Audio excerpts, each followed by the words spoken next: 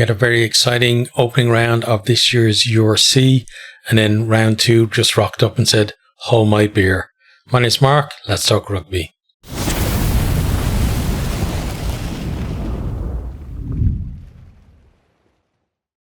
Another fantastic weekend of rugby in the URC.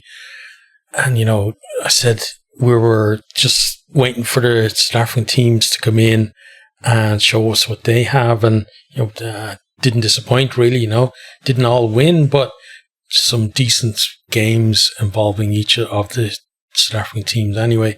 Especially when you think about, the fact that the Currie Cup has just ended, the Rugby Championship ended this weekend as well. So they were kind of denuded of a lot of Springboks too. So some decent performances from them, but decent performance all around the league as well. And some, big results too. So let's get into it. So the first one we're going to start with is Leinster 34, Dragons 6. So this one, there's a full report on the channel if you want to go and check that out. It obviously goes into a lot more detail than we're going to go here. But we'll start off. So Leinster, they go wide, a little bit scrappy from them, but Ross Byrne, he gets a loose ball out to Tector, who offloads then to Jimmy O'Brien. He puts Conan over to score. Then Lloyd Evans, he missed an earlier kick. He gets another chance. This one, he slots it. Leinster were pinged for holding on, and it's 5 points to 3. Leinster then maul it close to the line. Penalty advantage. Ryan taken out in the air. They go back out wide, and then Byrne sells a dummy and stretches out to score. Dragons then defending a maul, and Leinster, decide to go to one out carries from there. Have the line under siege. Deegan goes over. Have a TMO check. On field is try. Lloyd Evans manages to get under the ball. Honestly, as a Leinster fan, I couldn't see, where the TMO decided that he got the ball down, but obviously he was happy enough with it. But I'd say as a Dragons fan, I wouldn't be too happy with that decision, but the try stood in the end. Leinster then secure line out wide. Joe McCarthy crashes over to score in the corner. Leinster coming forward again, pounding away at the line and, looking to add to their score. Dragons tiring at this stage. We come back for a 5-metre scrum. But Timo then reviews a possible try, and we see that Larmer actually got the ball down on the line. Then finally, Harry Byrne gives a nice long pass. Good work from Gunn before that, and then King over to score unopposed in the corner. So, looks like a pretty decent win for Leinster. 2 bonus point wins from the, opening 2 tries, but still lots of kinks for them to work out in their systems. They'll be better as the season progresses. Some decent individual performance, especially Deegan and Cogan. Thought Tector has been good as well. The opening rounds, but they're still looking for that cohesion as well in the team, and that's going to come with more game time. But with Leinster, there's going to be a lot of chopping and changing anyway. But once players all of the players kind of get enough game time under the belt, it shouldn't be as much of a disruption for them. Dragons then, much more competitive than the, scoreline might suggest, especially in that first half. And they certainly look like a better side this year than, the team that finished second bottom last year in these first couple of rounds. But something that they've got to bear in mind is that all of the lower ranked teams from last year seem to be progressing too.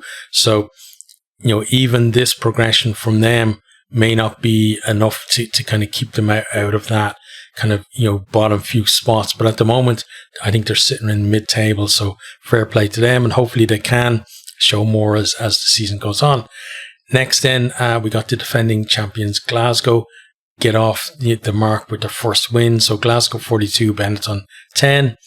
Lovely sweeping move out to the left. Mackay, who I think is an absolutely brilliant player, he finds Rowe, and then Rowe passes back inside for Stain for the first try of the game.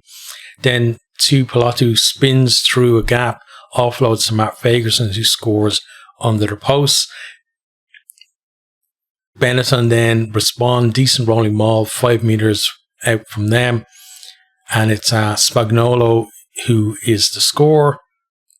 And, it's looking kind of even between them. Benetton, they drew their opening game against Scarlets at home, and Glasgow obviously lost that game against Ulster, which I still believe they shouldn't have lost. It's certainly on performance. I'm not saying there was anything in the game that, should have gone their way. Just the fact that I thought they were much a better team. But just before halftime, then Scrafton with a high and late hit on Hastings, and it's a red card. It's shoulder to head, and it's completely upright, and I think no question on the red card. You'd have to be not just a one-eyed supporter, no-eyed supporter, I think, of Benetton to say that wasn't a red card. Then Fekitoa then drops a ball carrying into contact on his own 22. Jordan sends Darge under the post, and that was, a big kind of turn of momentum there as well, because Benetton obviously just before the red card responding and looking like they're clawing their way back into the game, and then trying to kind of build a platform even with a man down, but then an error. And the error came from the fact as well that they were depowered in the scrum. I'm pretty sure, I didn't see the whole game, but I'm pretty sure they were scrum with 7. Either way, Glasgow certainly had them under pressure, and from that, then that's where the drop ball came from, and Glasgow really good at punishing errors. Then Glasgow dominant again in the scrum, and off the back of that, Dobie, he's involved twice. He snipes initially. I think it was taken from the back, actually. He didn't snipe. He takes the pass off. Who was playing 8? Whoever was playing 8 anyway gave it to him. Then lovely offload from the floor to Stain, and Dobie is there to finish it off for the bonus point try. Dogwu then gets a yellow card for taking Stain out in the air, and then Stain picks a hole in the defence and goes over. Glasgow spreading the ball from the maul into 22. Then Fabretto, he gets a yellow card not long after for tackling Dobie, as he went quickly from penalty, I think. So 5 minutes with 12 players for Benetton. You're not getting back in the game, from that position. Darge then gets a second out wide. Almost. He had a foot in touch, so that one was ruled off, unfortunately for him. But then Ferry does finish in the same corner. No flirting with the touchline this time, as he was going over. He was about maybe 5 meters in, I think, from the touchline when he went over, and that's the final score and the game. So Benetton, they were in it at least on the scoreboard until that red card, but 3 cards in the game for them, and no one really to blame but themselves, with that kind of discipline. And, they just kind of, as the game went on, kind of made things worse and worse for themselves as well. And if I'm not mistaken, I think this is right, is that they went the longest unbeaten at the start of last season. Obviously not going to happen to them this year now, compared to last season, I think a pretty poor start to the season for them too. So, they're going to have to, go a bit to get themselves back up there and into the playoff places the way they finished last year. For Glasgow, champions are off the mark with a win. So definitely going to be happy with that. Played some good stuff. I think, the performance in defeat against Ulster was probably better than the one today. But you can't really argue with the scoreline today. And, I think they're going to give very decent defence of the title this year. On to the next one then is Lions 35, Ulster 22. So Lions making good ground from a maul out wide. Gets them close to the 22. Told to use it. And then they have numbers out in the tram line. It's Kewan Horn with an out the back of the hands offloads to Max Wayne. And he's away and scores in the corner. Then who's it? Will Hooter, I think is the guy's name is, extends the lead with a penalty from in front. Then driving 5-minute maul, Lions switch to point of attack to keep the Ulster defence on the back foot. and over to go. Frankie Horn is the scorer there. Clock in the red. Ulster have the line under siege. Cooney grounds after successive attempts were just short. 15-5 at the break. More pressure from Ulster then, and Morgan dives over as they were attacking close to the line. Ulster, coming back into it at this stage. Another 5-metre liner, and again, Ulster can't cope with the lines rolling that maul. Great control, and it's Marai, I think, is the score from that one.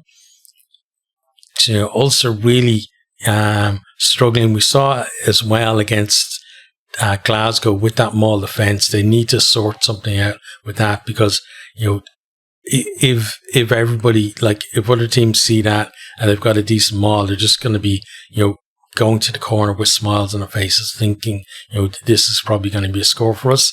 Then Kewan Horn catches a loose long kick and just slides his way through the Ulster defence. He finds Will Hunter, who slips over, but he managed to offload to Van Wyck, who goes under the post unopposed for the bonus point try. Then we turn over ball, and Doak kicks it forward into space. Werner Koch wins the race and grounds, despite, I think it was Kewan Horn did well to get back and try and hold them up, but couldn't quite do it. Also then get their bonus point try after, once again laying siege to that Lions line, as Barr is a scorer here. But then it's Will Hunter, or Hooter, sorry, sells just a ridiculous dummy, and he goes through the gap over to score the final try of the game, and made sure that there was no losing bonus point for Ulster on the table at all, because I think Ulster at that stage were 8 points behind, I think, and if they had scored again, they might have got a losing bonus point, but he stretched the lead out. So Lions, good value for the win. Line out and maul went well. Dangerous with the ball in hand, especially from broken play. And, we haven't seen the best of the Lions yet in the URC. And just thinking, will this be their season to shine? For Ulster, always chasing the game, difficult to win in those circumstances, but, circumstances of their own making, really. Richie Murphy said that there would be ups and downs as, they rebuild, and this was definitely one of the downs. Okay, next time we have Bulls 22, Edinburgh 16. So Thompson opens the scoring with a long-range penalty to put the visitors ahead. Bulls then with some good hands as they move it wide. Kanan Moody, decent pace to break on the outside, back inside, and there's a nice offload to Carson, who scores. Team overview confirms that he did actually hold onto the ball. Then they're attacking close to the line, and Van der Vault backs his pace to get outside a couple of Edinburgh defenders to get over and score. You can see that the Edinburgh players weren't happy with the communication there on that one. A lot of kind of shouts back and forward. And then Duhan van der Merwe, he goes close, but he's brought down a couple of metres short. Hanekom then goes to the bin for not rolling. Edinburgh get their try as their driving maul splinters the Bulls' defence, and they go crashing over. Ewan Ashman was the try scorer. Then lovely touchline conversion from Thompson brings them back into it at 12-10 at half time. His penalty then puts them in front early in the second half. Edinburgh on top of the scrum, and Bellicott, he tries a kick and chase over the backline defence after a dominant shove in the scrum. Bulls will do well to get back and cover through Chamberlain. Bulls then get another yellow card, this one for Van Herden for repeated scrum penalties. And, it was a crucial period, I felt, in the game. Edinburgh needed to add some scores, really, to get themselves in position. But what happened here was, Bulls break from round 22 on turnover ball. They make good ground up the right, where they've got numbers. Kick it up the line into touch, but it's it kind of beats everyone into touch, but it's actually a 50-22. They go quickly. Edinburgh not switched on, catch them on the hop, and Moody finishes under the post. And then Chamberlain, his penalty gives them a little breathing space before Thompson then lands on his own to get a losing point. And I think Edinburgh's performance definitely deserved it. But, Bulls going to be happy with this, starting the season off with a win. Scrum will be definitely a bit of worry of them, but Edinburgh did something similar to Leinster in the opener as well. So that Edinburgh scrum is going well at the minute. Bulls, though, look slick when they put it through the hands as well. So, for a first hit out of the season, I think they're going to be happy with that. Edinburgh, I thought, they did well to fight their way back into the game, but didn't take advantage, when they were top in that second half, especially with the yellow cards, and paid the price. And, feel like they've got to find a ruthless streak from somewhere if they're really going to progress in the URC. Okay, next time we have, the big result of the weekend for me is Zebre 42, Munster 33. What a momentous result. So this one starts off with Montemaori slots a penalty to open the scoring. Munster all over Zebre on the line, and Gavin Coombs gets over from close range to put Munster ahead. Like, that guy, he's so good at that. You get him close to the line and you can back him, not necessarily to score every time, but he scores, a very high percentage of those times. Good hands then from Zebre as they play in front of a rushing Munster defence. Lovely pass, finds Trulla out wide, and he goes over in the corner. Zebre back in front. Fusco then snipes a Zebre attack in front of the post, and he's just enough to get over and get it down. Coombs again drives over from close range. Munster, respond. Roon Quinn with a great burst up the middle, stopped just short, and then they go wide, and Haley finishes it off. And then Munster then scored a bonus point try before half time when Fitzgerald goes over in the corner. So it looks like at that stage, Zebre giving them a bit of a scare, but Munster got their act together and, taking control of the game. But then second half, Munster on attack, and just a long floaty pass, like no need for it because they had numbers, they tried to skip pass. It was too floaty, and then Trulla, his eyes must have lit up, and he picks it off and goes all the way to score and brings Zebre back into the reckoning. Then Lakata drives over from close range to get Zebre's bonus point try, and now they're just a point back from Munster. Then Fusco again sells a dummy and goes over from the edge of the 22. Munster really should have been alert to that after his effort in the first half, but obviously nobody was watching it.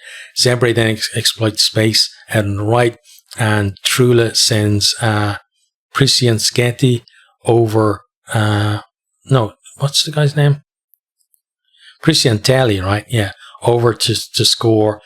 And, at that stage then, you're thinking this is just going to be an amazing result, because there's so many close ones that Zebre have had where, they had chances towards the end to get that killer score, and they didn't do it, but this time they did. For Munster then, Haley breaks. They keep the ball alive, and McCarthy finishes it in the corner. Conversion, is there for a possible losing bonus point, but it's missed, and that is the end of the game pretty much. So, I said that a big win for Zebre at home was coming, given the performances and how close they've come, against some really big names in the league, and they've got it now. They came close to beating Leinster a couple of seasons ago. Another few big names as well. Were very lucky to get out with wins against them last season too. So, this is something that was coming. It is a bit of a shock in terms of, they've beaten Munster and the way they've beaten them as well. But it's something that was coming at the same time. You just didn't know who were going to be that big name that they knocked over. And, they've been improving the last few years. And, this is totally deserved as well. Last year, I felt like a lot of their performances didn't deserve them to end up with the wooden spoon in the URC. But now they've got to build on this. They scored the bulk of their match points in the early rounds last season. So hopefully, they don't drop off this season the way they did. And, one thing as well to say, there wasn't exactly a huge crowd there. There was, I think most of the crowd were on the side of the camera. But looking at the rest of the stadium, it looked pretty empty. But you can be sure, once Zebre start establishing themselves now on the back of this, which they should do, there are going to be more people claiming they're actually there to see the game than you could actually fit in that stadium. That's just the way legends grow up, right? And I think that this is going to go down as a legendary result for them. Munster, they looked to turn it around before half time, but Cillier started the second half, gave Zebre hope, and then they never really managed to wrestle momentum back from the Italians. Still plenty of areas for them to improve on as well. It still feels like their attack is a little bit stilted, so definitely going to have to to work on that, and also just being switched on to too many players obviously just not wide to how quickly Zebre were going with the snipes and things like that as well. So yeah, plenty for Munster to improve on, but fair play to Zebre. Absolutely brilliant win for them. Absolutely delighted for them as well. Okay, next time we have Scarlets 13, Cardiff 24. So Cardiff decide to go for kind of a trick kickoff where one player was going to take the kickoff past another player and he kicks it, and it actually works out really well for the Scarlets instead. So Tom Rogers catches it really well, kind of one of these ones where it's going behind them, but he catches it, gets down and gets into stride very quickly. Then his attempted kick seemed like it hit a Cardiff player and ended up with Max Page, and he goes over to score after 14 seconds. So brilliant start to the game for them. Then Kostler's penalty gives them a 10-point lead with 4 minutes on the clock. Scarlets then keep the pressure on as they're camped at the line. They suck into defence and then they go wide where Plumtree finishes off. 15-0 lead after 10 minutes, and looking really good for them. Cardiff then start to work their way back into the game. They drive them all over from some distance to get themselves off the mark. Belcher coming up with the ball.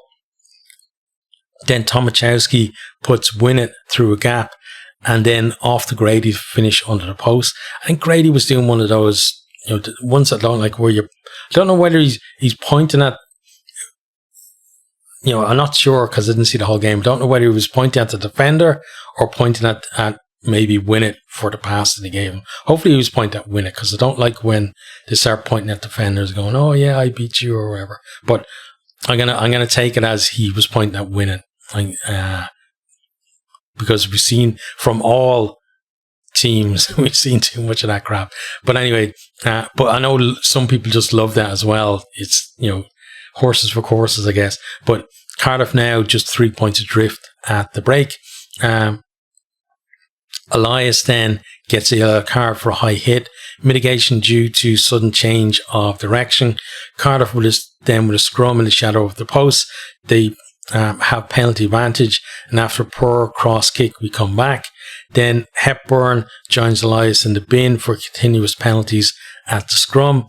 Lots of space out on the left, and Scarlets down to 13, and Millard goes over in the corner. Cardiff now leading. Belcher then goes to the bin for a high hit, very similar to the one for Scarlets where there's mitigation due to the change of direction. Then Johan Lyde, very casual, going back to collect a kick in his own 22, kind of loses it over his head on the bounce, might have knocked it forward, but Cardiff gather it anyway, recycle it, and they put Thomas over to score the bonus point try, and that is the win for them. So Scarlets, they started really well, but didn't press their advantage. They needed to keep the scoreboard ticking, but they didn't score a point in the final 70 minutes, or 70 odd minutes, because obviously you got kind of a bit of extra time into the red as well. But, after 10 minutes of the game, didn't score another point. Shades of last year really from them. Failed to put in an 80 minutes performance and certainly stepped down from going away to Benetton and getting that draw in the first round. Cardiff did well to turn the game around, took their chance as well, and it's full points from the opening 2 fixtures. Can't ask for more than that. 10 points, sitting up there at the top of the league with Leinster as well. They're going to be absolutely chuffed with that. And again, we spoke about, when we did the season review, covering each of the teams. And when we got to Cardiff, we talked about how they had 10 games last year where they finished, within a losing bonus point. So they just needed to get a few of those to go their way. And this felt like one of them, from 15 points down to be able to come out with a bonus point win is just brilliant. So hopefully they can keep that going, because again, we want to see more Welsh teams being competitive in the league. And I think that's what's going to draw Welsh fans in as well. Nobody wants to go and see their team getting hockeyed every week, but if your team is doing well, you're definitely going to attract more fans. And also for the rest of the league as well, it's going to make it so that the Welsh teams are going to be a bigger draw too, because it means that you're playing against teams who are up the pointy end of the league, and there's a lot more riding on the game as well, rather than if you look at last year where there were 3 of them in the bottom 6 or wherever it was in the league, or maybe even 5, and I can't remember. So it was Cardiff in 12th, so probably 6, the bottom 6 or so. Next then we have Connacht 36, Sharks 30. So Connacht drive them all early on. Sharks do well, first of all, to stifle their progress, but then the backs join in. It splinters, and over to go. Heffernan is the scorer. Sharks then off the top of the line out, close to the line. Esther Hazen comes on a great line. Just real power to finish it off then. Hendrickse lands, a penalty from halfway after Connacht were pinged in the scrum, and Sharks are leading. Then Esther Hazen crashes over again from close range, and they're just stretching that lead.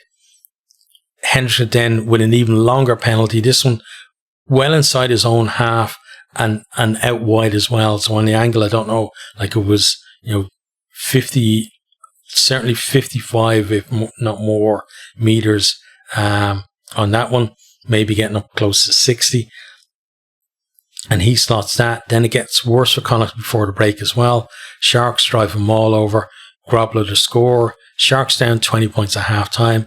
And this, at the moment then, having shades of that game against the Lions, late in the about 3 rounds from the end of last season, I think, somewhere around there, where Lions had a man sent off and ended up just absolutely hockeying Connacht anyway. No red cards in this one, but certainly Connacht not covering themselves in glory in that first half. But then second half, they did pick up the performance. Nice chip over the defence, gathered by Mac Hansen, and he sends Ford under the post. I think it might have been Ford's chip over. I'm not sure whether it was him or not, but certainly a well-worked move, because they were kind of finding it difficult to break down the Sharks' defence at that stage. Then another 5 metre line out from Connacht. Back in again.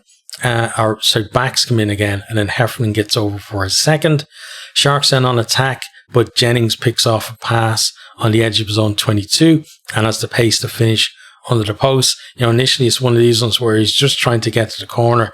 Then he realizes he's outpaced any of the chasers, so he just bends his run in and goes under the post. Then Sam Elo goes over from close range, but it gets chalked off for an earlier knock-on. Connacht then, they keep plugging away, and Oisin Dowling gets over to put them into the lead. Ford then lands a penalty with a minute on the clock to put the result beyond doubt, and then Masuku lands one for the Sharks to finish the game and get them a losing bonus point. So Connacht, they're made to work really hard for that win. Shades of the first round defeat to Munster, honestly, and they could have easily ended up on the wrong side of the scoreline in this one too. And it's the one thing about Connacht, right? They never make it easy on their fans. It's always up and down. It's always heart attack stuff.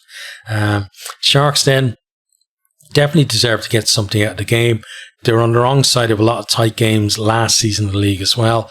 And, they're going to have to find a way to get some wins on the board, because last year, it kind of happened to them at the start of the season as well. Some decent performances, but not getting the wins that, maybe they should have. And, they come up with a European trophy in the Challenge Cup, but you've got to do your bread and butter as well. You've got to finish higher up the league, and where they finish in the league, I don't think it's acceptable for the Sharks. So definitely going to have to put in, performance wasn't terrible, but just the fact that they let that lead slip, would have felt like that there would have been talk at halftime about, okay, let's make sure that we get more points now in the second half, and just make sure that, even if they score a few, that there's still, 2 or more scores behind us for the rest of the game, but it never really happened for them. Next then, the final game of the weekend was Ospreys 37, Stormers 24. So, nice cross kick from the Stormers, finds Nell out wide. He cuts back inside and finds Van Herden. He carries well. They move it out wide, and then Zas scores in the corner. Edwards slots a penalty to keep Ospreys in touch, but then a couple of penalties from Mate stretches that Stormers lead. Watkins then, with a nice step, gets in behind and off to Morgan Williams. He's scragged just short of the line, but then Ben Morgan is over to score, and Edwards' penalty makes it 13-all at half time. Then Mate's penalty, followed by a Willemse drop goal, puts Stormers ahead. Morgan Williams then snipes from a metre out. Ospreys getting their noses back in front at that stage, I think. I can't remember whether they scored the conversion, but then Edwards lands a drop goal of his own. Yeah, I think they did. Yeah, I think that was 20 points to 19 at that stage. I think that got them back ahead.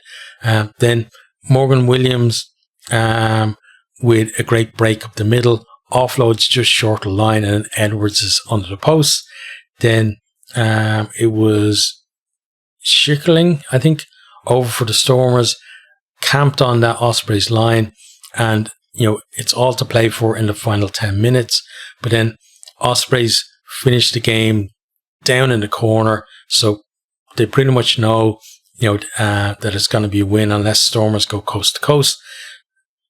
They go for that driving maul. Stormers halt it, but it's illegal, so it's a penalty try. It's a bonus point try for Ospreys as well. Dixon goes to the bin, and no losing point for the Stormers. So that one action there with so many consequences from it as well. It's not to say this performance more like it from the Ospreys compared to the second half of last season.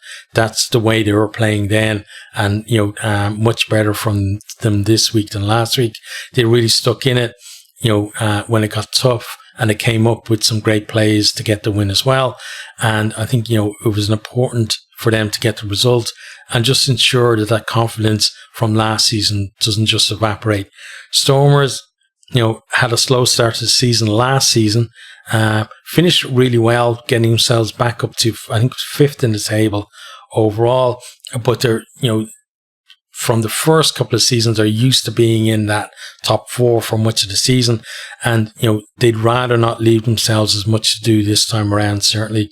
But it's the first game of the season and definitely going to get better. So another fantastic round of games in the URC, and this league is just getting better and better. It's just brilliant to see. And we're gonna be covering every round, obviously, of the season as well. We're going to cover as many games as we can. I wanted to cover more this weekend, but I had other stuff on as well, so I couldn't do as many as I wanted. But certainly, each round we're going to be covering at least one game. Hopefully, some rounds we're going to get 3 or 4 games done as well. But we will always have the preview and the review as well. So hopefully you guys are enjoying your rugby and enjoying the content as well.